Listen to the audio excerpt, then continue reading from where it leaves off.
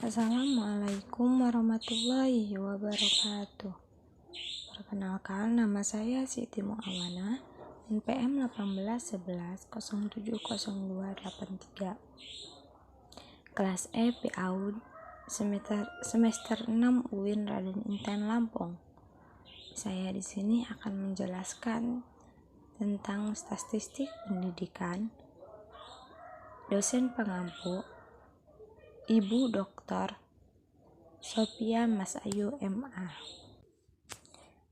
Materi yang pertama adalah distribusi frekuensi, yaitu pengelompokan data menjadi tabulasi data dengan memakai kelas-kelas data dan dikaitkan dengan masing-masing frekuensinya. Tujuan dari pembuatan tabel frekuensi adalah untuk mengatur data mentah atau belum dikelompokkan ke dalam bentuk yang rapih tanpa mengurangi inti informasi yang ada. Yang selanjutnya, distribusi frekuensi relatif dan kumulatif adalah membandingkan frekuensi masing-masing kelas dengan jumlah frekuensi total dikalikan 100%.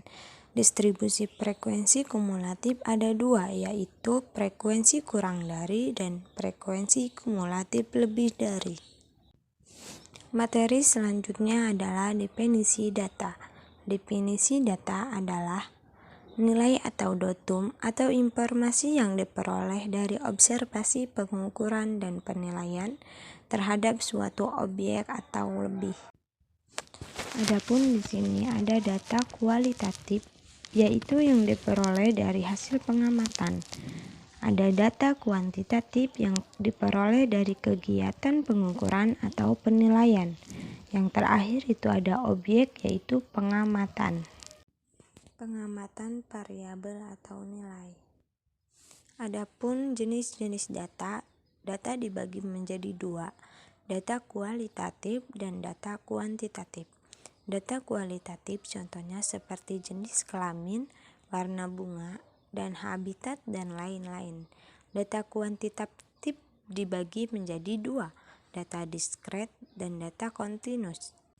Data diskret contohnya jumlah kloroplas, jumlah trobosit, jumlah sel, jumlah anak. Adapun data kontinus adalah berat badan, jarak kota, luas tanah, dan lain-lain. Yang selanjutnya yaitu cara menyusun angka. Di sini ada 3 data. Yang pertama data nominal, yaitu data statistik yang cara menyusunnya berdasarkan pada klasifikasi tertentu. Contohnya mahasiswa matematika 2015 sampai 2016 menurut tingkat dan jenis kelaminnya. Yang kedua data ordinal atau urutan. Contohnya seperti cara menyusun angkanya didasarkan pada urutan atau ranking. Contohnya nilai statistik berdasarkan ranking. Yang ketiga data interval, yaitu data yang statistiknya di mana terjadi jarak yang sama antara hal-hal yang sedang diteliti. Adapun bentuk angka adalah ada data tunggal dan ada data kelompok. Data tunggal yaitu yang angka-angkanya merupakan satu unit atau satu kesatuan dan tidak dikelompokkan. Adapun data kelompok yaitu tiap unitnya terjadi sekelompok angka, contohnya 80 sampai 85 atau juga 75 sampai 79. Dan berdasarkan waktu pengumpulannya adalah ada data seketika dan data urutan waktu. Data seketika adalah contohnya keadaan pada saat ini. Adapun data urutan waktu adalah data keadaan dari waktu ke waktu. Materi selanjutnya yaitu ukuran pemusatan data. Ukuran pemusatan data adalah ukuran-ukuran dari sebuah kelompok data yang terdapat mewakili karakteristik dari sebuah populasi. Ukuran-ukuran tersebut diantaranya ada nilai rata-rata, nilai yang sering muncul, nilai tengah, kuartil, desil, dan persentil. Menghitung kuartil, desil, dan persentil yaitu suatu himpunan data membagi himpunan atas 4 bagian yang sama. Contohnya dinyatakan dengan Q1, Q2, dan Q3. Adapun suatu himpunan data membagi data 10 bagian dinyatakan dengan D1, D2, dan D9 dan D seterusnya. Adapun suatu himpunan membagi data 100 bagian tersebut persentil dinyatakan dengan P1, P2, dan P seterusnya. Materi selanjutnya yaitu ukuran penyebaran data, yaitu suatu ukuran yang menyatakan seberapa besar nilai-nilai data berbeda atau bervariasi dengan nilai ukuran pusatnya, atau yang seberapa besar penyimpanan nilai-nilai data dengan nilai pusatnya. Di sini ada macam-macam ukuran. Yang pertama jangkauan, simpangan rata-rata, simpangan baku, kuartil, persentil, koefisien, variasi, angka baku. Yaitu yang pertama jangkauan. Jangkauan adalah selisih antara nilai maksimum dan nilai minimum yang terdapat dalam data. Dirumuskan dengan R sama dengan X maksimum diambil dan X minimum. Simpangan rata-rata yaitu sekumpulan bilangan. Nilai rata-rata hitung harga mutlak simpangan-simpangannya. Materi selanjutnya yaitu populasi dan sampel.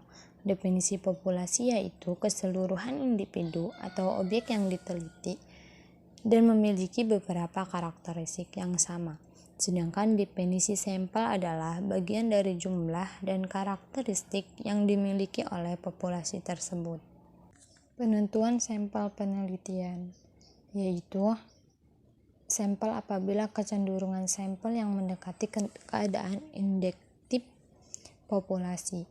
Penentuan jumlah sampel yaitu banyaknya kelompok sampel yang dibutuhkan dalam suatu peneliti, yang jumlah sampel ini ditentukan oleh desain penelitian. Yang selanjutnya penentuan besarnya anggota sampel yaitu pada perhitungan yang terdapat koma dibulatkan ke atas sehingga jumlah sampelnya lebih dari 278 yaitu menjadi 280. Hal ini lebih aman daripada kurang dari 278. Materi selanjutnya yaitu hipotesis. Adalah pernyataan tentatif yang merupakan dugaan mengenai apa saja yang sedang kita amati dalam usaha untuk memahaminya. Fungsinya yaitu kebenaran sementara yang perlu diuji kebenarannya. Oleh karena itu, hipotesis dibentuk untuk menemukan kemungkinan atau menguji kebenaran suatu teori. Di sini ada beberapa macam hipotesis. Yang pertama hipotesis operasional dan hipotesis statistik. Hipotesis statistik yaitu yang diterjemahkan dalam keadaan bentuk angka-angka statistik sesuai dengan alat ukur dalam penelitian. Di sini juga dijelaskan yaitu ada beberapa macam kekeliruan. Yang pertama, menolak hipotesis yang seharusnya diterima. Yang kedua, menerima hipotesis yang seharusnya ditolak.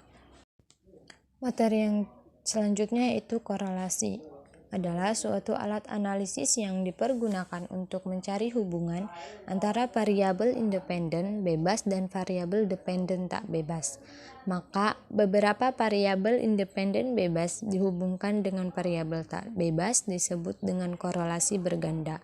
Adapun variabel bebas dihubungkan dengan variabel tak bebas disebut juga korelasi parsial. Koefisien korelasi Frank-Spearman yaitu mengukur kedekatan hubungan antara dua variabel ordinal. Koefisien korelasi ini dinamakan koefisien korelasi pangkat atau koefisien korelasi Spearman yang disimbolkan dengan huruf R. Yang selanjutnya koefisien determinasi yaitu kemampuan variabel X yang mempengaruhi variabel Y. Semakin besar koefisien determinasi yang menunjukkan semakin baik kemampuan X yang mempengaruhi Y. Materi selanjutnya yaitu analisis regresi.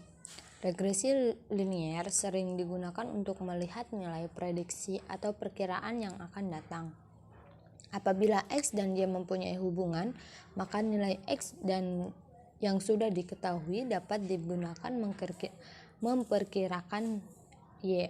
Perkiraan mengenai terjadinya suatu kejadian, yaitu seperti prediksi produksi 3 tahun yang akan datang, prediksi harga bulan depan, ramalan jumlah penduduk 10 tahun yang akan datang. Yang pertama itu ada regresi berganda, yaitu independen variabel yang dianalisis lebih dari 2 kegunaannya. Yang pertama untuk melihat pengaruh lebih dari 1 variabel bebas terhadap variabel terikat sekaligus dalam satu metode analisis. Yang kedua untuk melihat variabel yang bebas yang dipengaruhi terhadap variabel terikat. Yang ketiga, memprediksi nilai variabel terikat bila diketahui nilai-nilai variabel bebas. Materi yang terakhir yaitu uji validitas dan uji reliabilitas. Validitas logis yaitu yang berasal dari kata logika yang berarti penalaran. Dengan makna demikian, maka validitas logis untuk sebuah instrumen adalah evaluasi yang menunjukkan pada suatu kondisi sebuah di mana penelitian itu digunakan sebagai penalaran. Selanjutnya yaitu validitas butir atau soal atau validitas item. Yaitu validitas item adalah sebuah item yang dikatakan valid apabila mempunyai dukungan yang besar terhadap skor total. Skor pada item yang menyebabkan skor total menjadi tinggi atau rendah. Sebuah item yang memiliki validitas yang tinggi jika skor pada item mempunyai kesejajaran dengan skor total.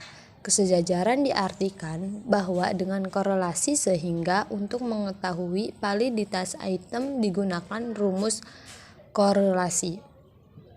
Terima kasih. Ini penjelasan dari saya. Kurang lebihnya saya mohon maaf. Wassalamualaikum warahmatullahi wabarakatuh.